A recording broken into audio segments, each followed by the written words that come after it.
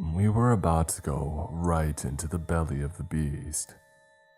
I kicked the door open and entered. It's time to fight back. The gym, which I had seen so many countless times filled with kids, was eerily or seemingly empty. It was also pitch black inside. Yo dog, y'all got a flashlight? I ignored him as Mark turned his phone's flashlight app on. My heart was beating like crazy as I looked around for any possible threats.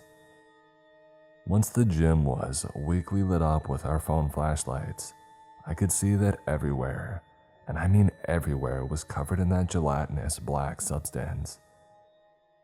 There were 15-foot tall structures made out of a more solid organic material, coming out of the ground and the ceiling like stalagmites.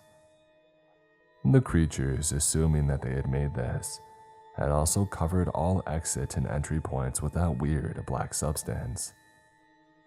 "Where are all the monsters?" I asked.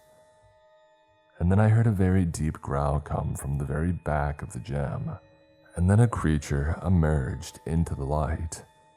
It was large, maybe 10 feet tall at least and 11 feet long.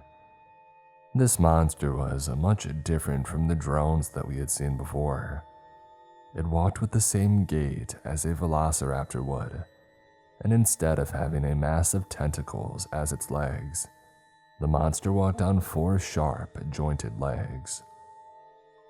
Further up its body where the humanoid-like torso began, 2 shorter yet still deadly-looking legs came out of the front of the torso, and it had several pointed and sharp tentacles coming out of its body.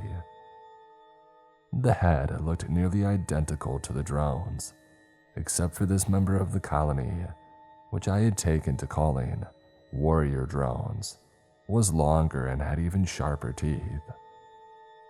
As Charlie had said, in a colony, there are different members and classes tasked with different roles. This monster looked like it was responsible for guarding the species hive or colony, just like the warrior bee or ant would do. The monster circled us as we tried to stab it with our spears. Jackson threw a smaller spear at the warrior drone, which impaled the creature straight in the chest. The monster, which took less damage than I had expected, tripped him with a long tendril and pinned him down. The warrior drone lifted its sharp front legs to stab Jackson, but Blame as always interrupted. "Eat lead," Blame yelled. Blame fired several shots at the creature. One bullet missed and hit one of the drone's stalagmites, but the other 2 met their mark. In case you didn't know, the concoction that Blame had mixed, it made a highly toxic and harmful chemical, and if you get injected with something that has that, it is very bad and it can kill you over time. That mixed with what he had dunked it in the toilet makes a deadly bullet that makes silver bullets dipped in ash look like plastic darts. The warrior drones and normal drones probably have a very negative reaction to concoctions like that, because the warrior drone started screeching and thrashing as the surrounding area of the bullet wounds literally melted and fell off. I pulled out a switchblade that I had, jumped on top of the thrashing monster, and I continuously stabbed at its head. I jumped off just in time as Mark thrusted his spear into the warrior drone, finishing it off. I caught my breath and did one more stab for good measure. "Blame, did you dip all your bullets in that awful concoction?" "I sure did," Blame replied, looking as cool as a cucumber. I sighed. "Hey, let's keep going. I think your bullets actually worked, Blame." "Help! Somebody help!" I heard someone who sounded like Armin yell in the distance. "Where are you?" I yelled. "Over here." The voice came from the right side of the gym. We traced it back to the source, Armin, who was held into the wall. His arms, legs, and torso were covered with that weird black substance, which was holding him down as a glue trap would. We made short work of it with our blades. And after he was cut free, Armin stepped out in front of us, coughing up some of the black substance. Holy, I thought that I was a goner, Armin said at last. What the heck happened here? I asked. Yeah, you're asking me, he replied. Man, that was gross. Those drones or whatever took me into this place and threw up that black goo and pinned me down. They're trying to eat us, and from the looks of it, they wait for a little bit until one of the colony members gets hungry, and then they bring one of us out to eat.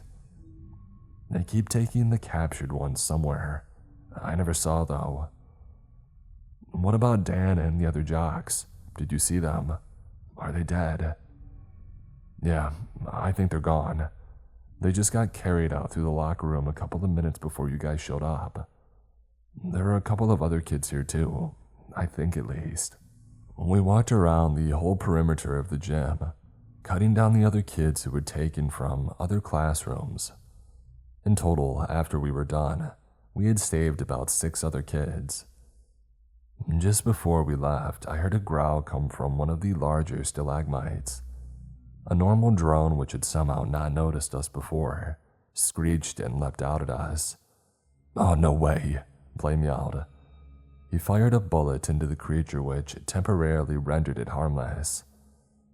I, along with the rest of the rescue team and the survivors that we had rescued, ran back out into the hallway, and I started banging on the door of the classroom that Group 1 was holed up in. Charlie, let me in. It's Christopher. Charlie, on the other side of the door, unlocked it and removed the barricade, and he let us in. We all quickly got back into the classroom. Satisfyingly, Edmund, who was probably betting that we would all be dead, just watched with his jaw dropped at all the people that we had saved, including Armin. I grinned. Hey, you got proved wrong, huh? Edmund looked enraged, but he didn't say anything. Hey, Charlie, I said. Yeah, dude, what's up? He asked. I guess you were right about the whole colony thing. The drones are using the gym as some sort of food storage area. And there are stronger drones, warrior drones or guards. They're bigger, tougher, and more deadly. Charlie nodded and wrote something down on a notepad that he had found in the classroom. Huh, interesting. Again, now let's get the double-H heck out of here, I yelled. The class cheered.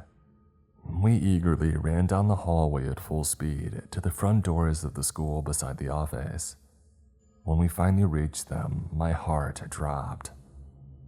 Both the doors, even the windows, were covered in an extremely thick layer of that black gunk, so thick that even our spears couldn't penetrate them. No, no, no, no, I said. Ah, gosh, we're trapped in this enormous bully van, huh? I sighed. Yeah. The class went up in a panic, and I understood them. After all, we were stuck in a dark school filled to the brim with monsters with limited supplies. And then just on time, a growl came from one of the other hallways, and a drone stepped out of the darkness, with a warrior drone right behind it.